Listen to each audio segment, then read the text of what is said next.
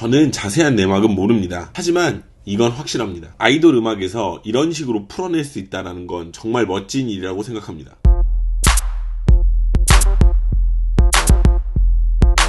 꼬마님들 그리고 카시오페아님들 안녕하십니까. 저는 13년차 댄스 트레이너 루다크리스입니다. 해당 영상은 아무런 의도가 없는 제 개인적인 견해를 담은 영상입니다.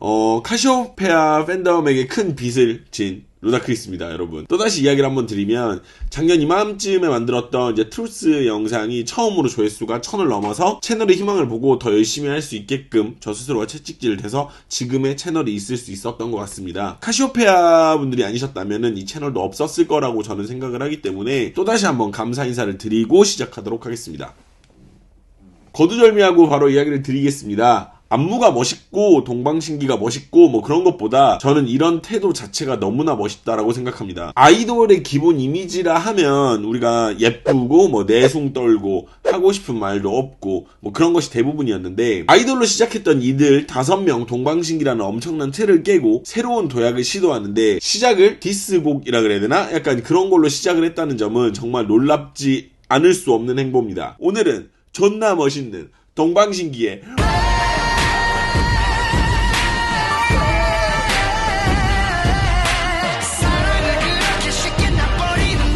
이 곡은 2011년 1월에 발매된 곡이네요. 5명의 동방신기 이슈 이후의 첫 앨범이네요. 이 당시에 솔직하게 좀 이야기를 하면 이 두 멤버가 전에 있던 동방신기라는 아성을 무너뜨릴 수 있을까? 혹은 뭐 새 역사를 다시 쓸 수 없을 것이다. 뭐 이런 것들이 너무나 당연한 어떤 무시가 되게 많았었어요. 저 역시도 동방신기라는 이름을 다시 한번 또 쓰는 거가 굉장히 좋은 선택은 아니라고 보였었어요. 그때 당시 저도. 왜냐면 이미지 자체가 앞서 보여준 5명의 동방신기가 너무나 강력했기 때문에 그 이미지를 깰 수 없을 것이며, 그리고 전혀 긍정적이지 않을 거라고 생각을 했던 게 저의 견해였었어요. 솔직히 수많은 팬들과 사람들은 그렇게 생각을 했을 것이고요. 무대가 나오기 전까지는 다들 그리 생각했을 거라고 생각합니다. 그러나 곡이 공개가 되고 나서 많은 걱정들 혹은 비난들은 모두 다 사그라들었죠. 솔직하게 이야기해서 숫자적인 측면과 여러가지 측면에서 5명의 동방신기와는 너무나 다른 점이 많습니다. 하지만 현재의 동방신기는 전혀 다른 그룹이 되었죠. 먼저 첫 번째입니다. 곡은 딱 듣자마자 느낌이 옵니다. 아, 빡이 쳤구나. 이거 일렉 기타라 그래야 되나? 제가 악기 이름은 몰라가지고 아마 맞는 것 같은데 그 선율이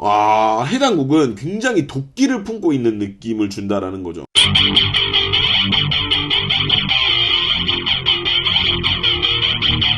곡의 파워를 결정짓는 그 짝소리도 굉장히 찰지고 강력하고요. 비트의 무게를 결정짓는 쿵소리 역시도 굉장히 묵직하고 몸으로 울릴 정도의 강력함입니다.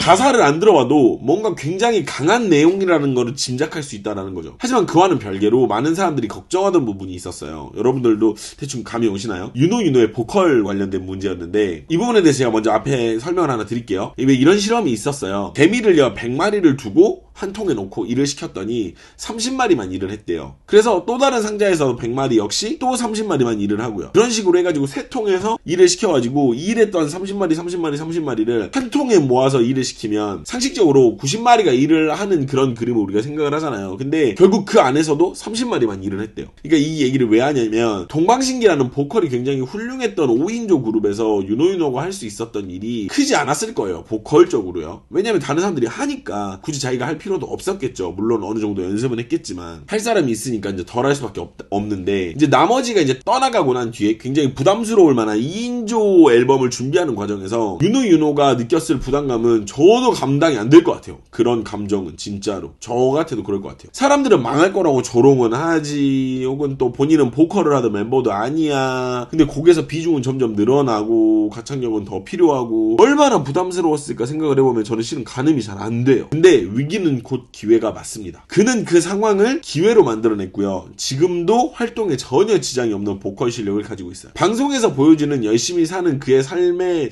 또 다른 어떤 이면이랄까요? 그런 걸 볼 수 있는 것 같아요. 두 번째, 내용입니다. 중의적입니다. 이건 무조건이에요. 사랑 노래를 가장한 메시지를 담은 라고 해야 되나? 약간 뭐 어떤 심경을 담은 그런 내용인데, 요즘에 나온 CL 곡도 약간 요런 느낌이 좀 있죠.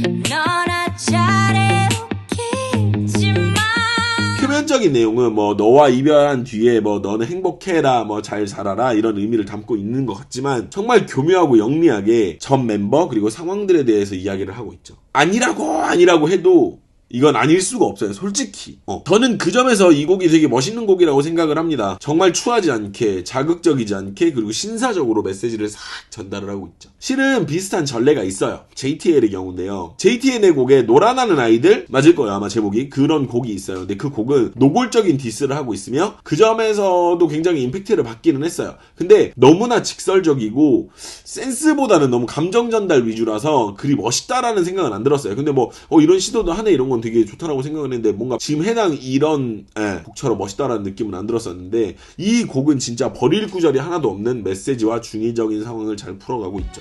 어린 시절에 한번 받쳐 살아왔던 꿈 같은 후회하기 조차 없던 날들 너희 어쩌고 저쩌고 우리 널 바라봐 저기야지 없는 너의 모습에 또다시 우리와 같이 마음만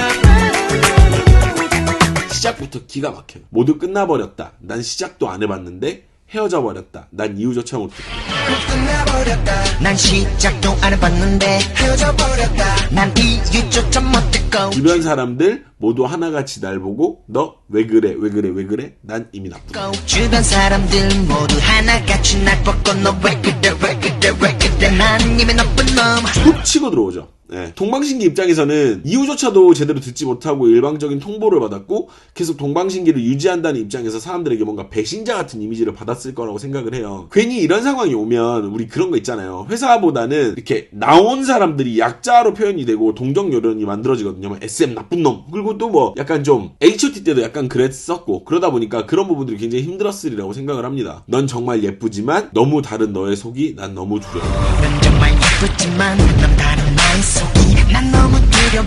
좋은 추억이었을 테고 행복했을 테지만 그 이상 속을 알 수 없음을 되게 두려워하죠. 무슨 자기들끼리 이제 이야기를 했을 테고 약간 그랬을 테니까. 나 언제나 너를 가진 걸로 충분했고 이 세상이 뭐래도 같은 꿈을 꿔서 행복했고 전 이 파트가 진짜 가슴이 나 언제나 너를 가진 걸로 충분했고 세상이 뭐래도 같은 꿈 꿔서 행복했고. 같은 꿈을 꿔서 행복했고 저는 이 데모가 하나 때문에 이 곡이 어떤 심정이었는지 느낄 수 있어요. 저는 난 정말 슬펐다. 철이 없던 네가 혹시라도 나쁜 사람 만나. 난 정말 슬펐다. 철이 없던 네가 혹시라도 나쁜 사람 만날까.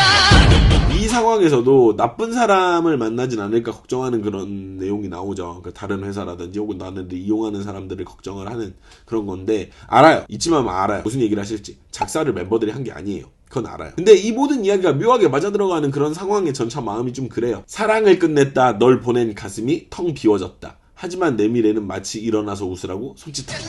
사랑을 끝냈다. 널 보낸 가슴이 텅 비어졌다. 하지만 내 미래는 마치 일어나서 웃으라고 손짓한다. 너를 보낸다. 정말 행복하게 살아. 어느 날에 그냥 편하게 웃고 싶다. 너를 보낸다. 정말 행복하게 살아. 먼 날에 그냥 편하게 웃고 싶다. 이 대목에서는 지금 현재 H.O.T 같은 부분을 봐요, 저는.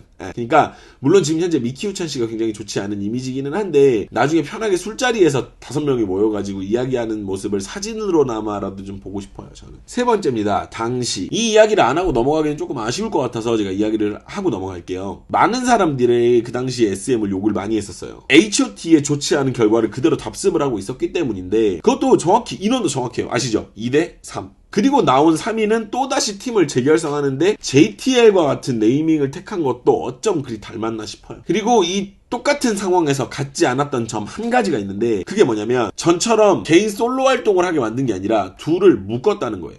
이 부분은 확실하게 짚고 넘어가야 되는데 H.O.T 팬덤이 동방신기 팬덤보다 더 컸던 건 사실이거든요. 솔직히 국내에서는 정말로. 왜냐면 그때는 H.O.T의 그런 견제자가 많이 없었기 때문에 동방신기보다 H.O.T 팬덤이 훨씬 컸는데도 H.O.T의 개인마저 성공을 장담하지 못했어요. H.O.T가 더 팬덤이 컸지만도 그것도 심지어 리더였던 문희준과 핵심 멤버였던 강타도 솔로 활동이 성공적이지가 않았다라는 거지. 그래서 둘을 묶고 묶어가지고 전에 있던 네이밍으로 밀고 간다라는 전략이었죠. 그러니까 H.O.T로 따지면 강타 문희준만 가지고 H.O.T로 나온 거죠. 이게 성공했다 실패했다의 이야기보다는 확실한 건요, 솔로를 했다면 지금 이 둘보다 확실히 좋은 결과를 내기는 어렵지 않았을까라는 게 제 의견이에요. 문희준도 그리고 강타도 엄청난 성공을 만들어내지 못했던 결과를 보고 좀 더 전략적으로 고른 건 아닐까라고 저는 생각이 드네요. 저도 이 당시에 굉장히 화가 많이 났었어요. 솔직하게 말하면 아이돌 별로 안 좋아해요. 솔직히 말을 하면. 근데 그런 저마저도 미로틱부터 인정하게 만들었어요. 그래가지고 동방신기의 이후의 행보가 굉장히 궁금해졌기 때문에 저도 모르는 사이에 5명의 동방신기의 팬이 돼버린 거죠. 근데 또 SM이 이제 장난질을 한다고 생각을 했고 뭐 약간 되게 안타까웠었죠. 하지만 지금도 솔직히 말하면 뭐가 문제고 계약이 어쨌고 화장품이 뭐 어떻게 된 건지 모릅니다. 저도 몰라요. 그러니까 찾아봤는데 너무 복잡하게 써져 있어가지고 무슨 말인지 모르겠더라고요. 그래서 혹시라도 짧고 굵게 정리해 주실 분이 계신다면 아래 댓글로 딱 달아주시면 제가 고정 댓글로 올려드리는, 제가 이렇게 해드릴게요. 그리고 오해보다는 사실 전달 위주로 좀 적어주시면 더 좋을 것 같아요. 다른 분들도 아마 많은 분들도 오해하고 계시는 분들도 계실 수도 있고 혹은 루머다 카더라식으로 남는 게 되게 많을 거예요. 그래서 팩트만 딱 정리를 해주실 분이 계시면 달아주시면 진짜 감사할 것 같아요. 부탁드리겠습니다. 저도 궁금해요. 그리고 4번째, 장민아 생일 축하한다! 장민아 생일 축하한다! 5번째, 안무입니다. 이 곡에서 안타까운 점이 안무가 유명한 곡이 아니라는 거예요. 아시죠? 우리 솔직히 막 텔미 혹은 뭐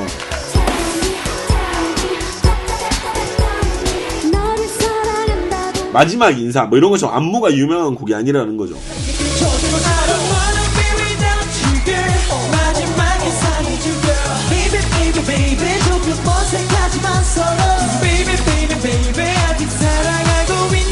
곡이 나온 타이밍 그리고 내용이 집중되다 보니까 이제 퍼포먼스보다는 노래하는 멤버들의 표정이나 혹은 분노, 감정 등에 더 많은 시선이 가는 건 어쩌면 당연할지도 모르겠습니다. 일단 초반에 나오는 유노유노의 동작은 크럼프를 하는 것 같으나 크럼프 하시는 분들이 보시면 뭐라고 하실지는 전 정확히는 모르겠어요. 솔직히.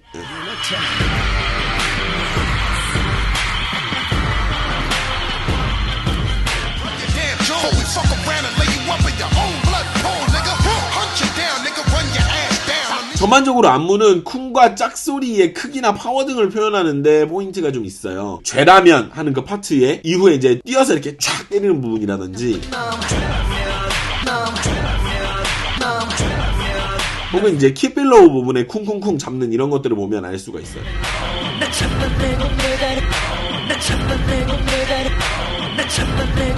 그리고 안무가 흥행을 위한 부분들이 쫙 배제가 되고 아직 우린 죽지 않았다, 이 부분을 좀 부각시키는 느낌이 좀 강하게 들어요. 단적인 예로 후렴 부분 안무를 보면 원래 우리가 일반적으로 외우기 쉽게 만들거나 혹은 중독성 있게 만드는 게 일반적이에요. 후렴 안무는, 방송 안무에서는요. 근데 이제 해당 안무는 멋과 클래스를 보여주는데 집중을 하고 있다라는 생각이 많이 들어요. 그리고 후렴 부분 안무는 가사의 진행과 리듬에 맞춰서 만들어져 있습니다. 하지만 이런 방식의 단점이 뭐냐면 가사가 나오지 않을 때 그 빈 공백들 때문인데 요걸 잘못 사용을 하면 리듬 자체가 굉장히 구려질 수가 있어요. 그런 치명적인 단점이 있거든요. 근데 잘만 짚어낸다면 굉장히 섬세하고 소리를 표현하는데 유리한 안무를 만들 수가 있다는 거죠.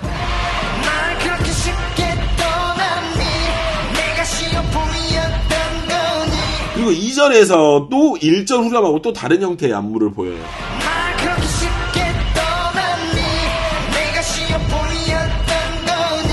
이게 이제 흥행에 집중한 것이 아니라는 반증이라고 할 수도 있겠죠. 왜냐면 같은 거를 계속 반복을 해줘야 외우기도 쉽고 약간 그런데 그런 거보다는 좀 더 멋있는 거를 위주로 만들었던 것 같아요. 쉽게 인기를 끄는 것이 아니라 확실히 보여주겠다, 약간 이런 의지가 좀 보이는. 그리고 이제 가장 특징적인 부분이, 포인트 되는 부분이 이제 keep your head down 할 때 이렇게 잭킹이라는 동작이거든요. 이게 가슴을 앞으로 빼고 이렇게 내려가는. 저는 잭킹이라는 단어로 이름을 알고 있어요. 맞을 거예요. 근데 또 뭐 명칭이 그게 아니라다 이런 얘기가 나올 수도 있는데 저는 잭킹이라고 알고 있어요. 이렇게 내려가는 동작 이름이. 그래서 요 동작으로 재어져 있는데 댄서들이 이렇게 조종하는 듯한 이런 형태로 만들어져 있죠. 그리고 이제 먼 훗날에 그냥 편하게 웃고 싶다 하고 나서 나오는 그 부분 있죠. 이 부거 굉장히 파이팅 넘친다고 생각을 해요. 그 부분 안무가 되게 독특하거든요. 일단은 되게 독특한데 되게 저는 보고 와, 힘 보소, 약간 파이팅 보소 이런 느낌이 좀 났었던 그런 느낌이 있습니다.